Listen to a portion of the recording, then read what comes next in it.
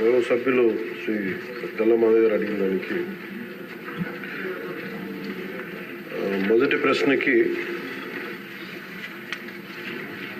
Plastic జీవరాశులు plastic కాలుష్యం యొక్క దుష్ప్రభావాలను అనుభవిస్తున్నాం.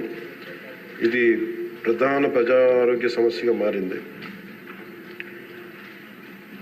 ప్లాస్టిక్ కాలుష్యం తగ్గించడానికి కానీ దాని సమస్య వివరాలు ఏమిటని చెప్పడానికి బిఎన్సికి ఆంధ్రప్రదేశ్ ప్రభుత్వం environment, forest and science and technology department రాష్ట్రం మొత్తం మీద ఒక్కసారి మాత్రమే వినియోగించే ప్లాస్టిక్ వాడకాన్ని నిషేధిస్తూ ఉత్తర్వులు జారీ చేస్తుంది. అలాగే ప్రభుత్వ ఉత్తర్వులు ఇచ్చిన సూచనలు అమలు చేయాలని municipal administration, urban development, Panchayati Raj వంటి అన్ని శాఖలను, ఇతర శాఖాధిపతులను కూడా జిల్లా కలెక్టర్లను ఆదేశించడం అయింది. ఒక్కసారి మాత్రం వినియోగించే ప్లాస్టిక్ వస్తువుల విక్రయాలను అరికట్టేందుకు తనిఖీలు నిర్వహించడానికి జిల్లా స్థాయి టాస్క్ ఫోర్స్ కమిటీలను ఏర్పాటు చేయాలని కలెక్టర్స్కి డైరెక్షన్స్ ఇవ్వడం జరిగింది. ప్రభుత్వ నిబద్ధతను ప్రదర్శించే ఉద్దేశంతో రాష్ట్ర ప్రభుత్వం సచివాలయం మొత్తం ప్లాస్టిక్ రహిత జోన్గా ప్రకటించింది. ఈ ప్లాస్టిక్ సీసాలకు బదులుగా గాజు సీసాల్లో తాగునీటిని సరఫరా చేయడానికి ప్రత్యామ్నాయ ఏర్పాట్లు చేయడం. అలాగే ఆంధ్రప్రదేశ్ కాలుష్య నియంత్రణ మండలి వేరు చేయబడిన ప్లాస్టిక్ వ్యర్థాలను ప్రత్యామ్నాయ ఇంధన వనరుగా, ఆల్టర్నేటివ్ ఫ్యూల్ రిసోర్స్గా ఉపయోగించేందుకు 8 సిమెంట్ కోక్ ప్రాసెసింగ్ ప్లాంట్లకు 46 ప్లాస్టిక్ వ్యర్థ రీసైక్లర్స్కి అనుమతించింది.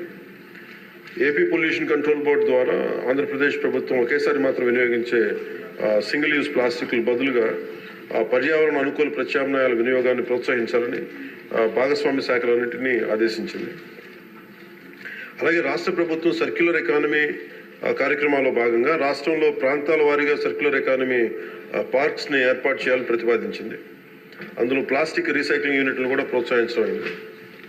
అలాగే ఫిక్స్డ్ క్యాపిటల్పై 75% వరకు ఒక్కసారి మాత్రమే వినియోగించే ప్లాస్టిక్ అదనపు ప్రోత్సాహకాలు అందించడం ద్వారా ప్రత్యామ్నాయ బయోడిగ్రేడబుల్ వస్తువుల్ని తయారు చేసే పరిశ్రమల్ని ప్రోత్సహించడం అవుతుంది.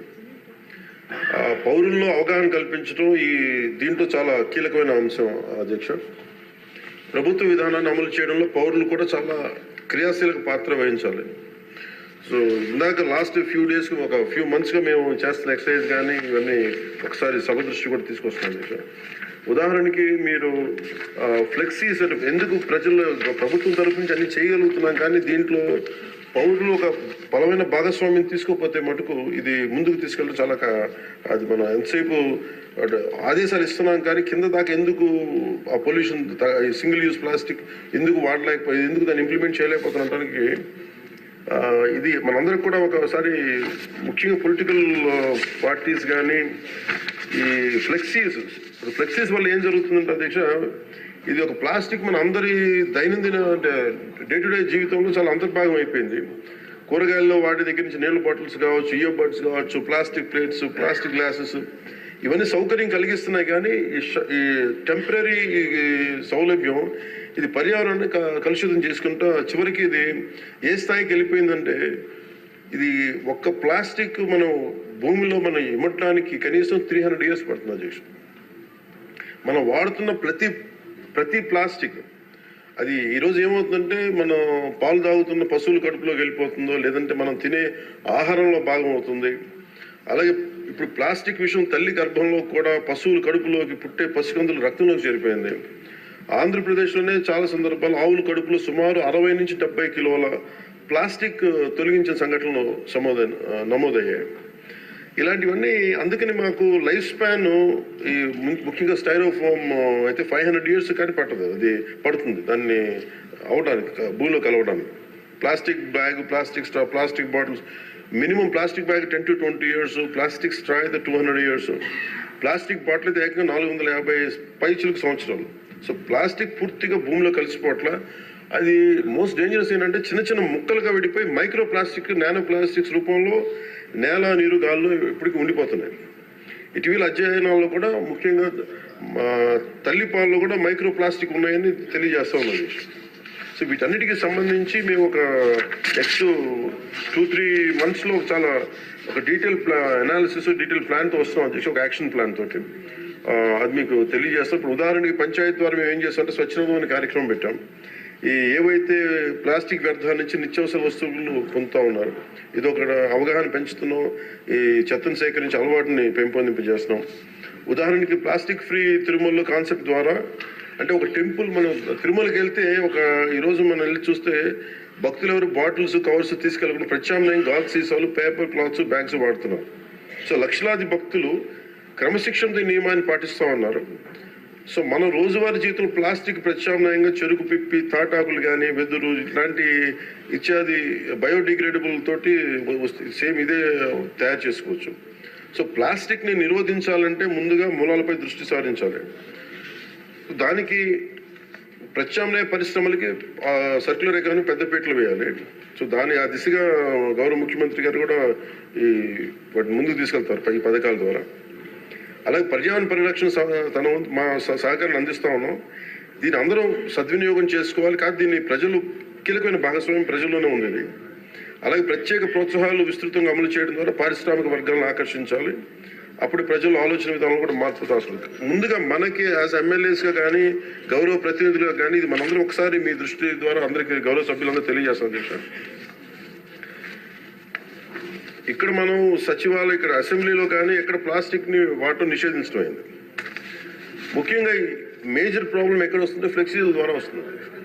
ఫ్లెక్సీలు ఎలా ఉన్నాయంటే, ఒక చిన్నపాటి ఫంక్షన్ వస్తే ప్లస్ ఫ్లెక్సీలు, ఇంకోటి పండగ అంటే, ఇది ముఖ్యంగా పొలిటికల్ ఫంక్షన్స్ ఆర్ సినిమా.